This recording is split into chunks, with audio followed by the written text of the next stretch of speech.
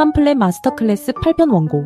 안녕하세요. 팜플렛 마스터클래스 시리즈 제8편을 시작하겠습니다. 지난 편에서는 잘 되는 팜플렛이 어떤 순서와 과정으로 만들어지는지, 즉 기획이 먼저이고 디자인은 그 다음이라는 제작 프로세스의 기본 흐름에 대해 이야기했습니다. 이번 편에서는 그 기획 과정 중에서도 실무에서 가장 중요한 단계 중 하나인 배열표 작성에 대해 이야기해보려 합니다. 배열표라는 단어가 조금 생소하게 느껴질 수도 있지만 실무에서는 팜플렛, 브로슈어, 카탈로그, 사보 등 모든 인쇄물을 만들 때 가장 먼저 작성되는 설계도라고 볼 수 있습니다. 쉽게 말하면 이 팜플렛의 각 페이지에 어떤 내용이 어떤 순서로 들어갈 것인가를 정리한 문서입니다. 그런데 많은 팜플렛 제작이 이 배열표 과정 없이 곧바로 디자인으로 넘어갑니다. 자료는 여기 다 있으니까 디자이너가 알아서 잘 배치해주세요 라는 식으로 진행되는 경우가 많습니다. 이렇게 시작된 프로젝트는 대체로 비슷한 결과를 맞이합니다. 디자인 시안이 나오면 수정이 반복되고 내용을 이 페이지로 옮겼다 저 페이지로 옮겼다 하며 전체 구조가 계속 흔들립니다. 그 이유는 단순합니다. 처음부터 전체 구조에 대한 설계가 없었기 때문입니다. 배열표는 디자인을 위한 문서가 아니라 구조를 위한 문서입니다. 이 팜플렛이 어떤 흐름으로 읽히길 원하는지, 고객의 생각이 어떤 순서로 이동하길 원하는지를 페이지 단위로 정리하는 작업입니다. 예를 들어 배열표에는 이런 내용들이 정리됩니다. 1페이지, 첫 인상 후킹 메시지 공감 문장. 2페이지, 고객이 겪고 있는 문제 정리.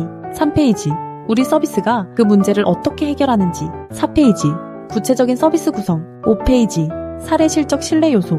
6페이지, 상담 방법 문의 안내 행동 유도. 이처럼 페이지별 역할이 먼저 정리되어 있으면 그 다음 단계에서 원고 작성도 훨씬 쉬워지고 디자인 작업도 훨씬 안정적으로 진행됩니다. 반대로 배열표 없이 진행하면 페이지마다 역할이 모호해집니다. 어떤 페이지는 회사 소개 같기도 하고 서비스 소개 같기도 하고 어떤 페이지는 앱 페이지와 내용이 겹치고 어떤 페이지는 왜 존재하는지 목적이 애매해집니다. 그 결과 팜플렛 전체를 다 보고 나서도 그래서 이 회사가 뭐 하는 곳이지? 라는 애매한 인상만 남게 됩니다. 좋은 배열표의 핵심은 페이지마다 역할이 분명한가입니다. 이 페이지는 고객의 공감을 얻기 위한 페이지인지, 이 페이지는 서비스를 이해시키기 위한 페이지인지, 이 페이지는 신뢰를 보강하기 위한 페이지인지, 이 페이지는 행동을 유도하기 위한 페이지인지, 이 역할이 명확하게 정리되어 있으면 그 팜플렛은 페이지가 늘어나도 구조가 흔들리지 않습니다. 배열표는 또한 클라이언트와 소통하는 데에도 매우 중요한 역할을 합니다.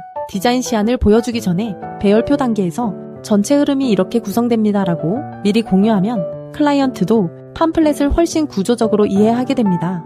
이 과정 없이 곧바로 디자인부터 보여주면 클라이언트는 전체 흐름보다는 색상, 사진, 폰트 같은 표면적인 요소에만 집중하게 됩니다. 그 결과 본질적인 구조보다 디자인 수정에만 에너지가 소비되는 비효율적인 작업이 반복됩니다. 그래서 실무 경험이 쌓일수록 디자인보다 먼저 배열표를 얼마나 정교하게 잡느냐가 프로젝트의 성패를 좌우하게 됩니다. 정리해보면 배열표는 단순한 목차가 아닙니다. 팜플렛 전체의 설계도이자 기획자의 사고 구조이자 고객의 읽기 흐름을 설계한 지도라고 볼 수 있습니다. 이번 편에서 전달하고 싶은 핵심은 이것입니다. 팜플렛 제작에서 디자인보다 중요한 것은 배열표다.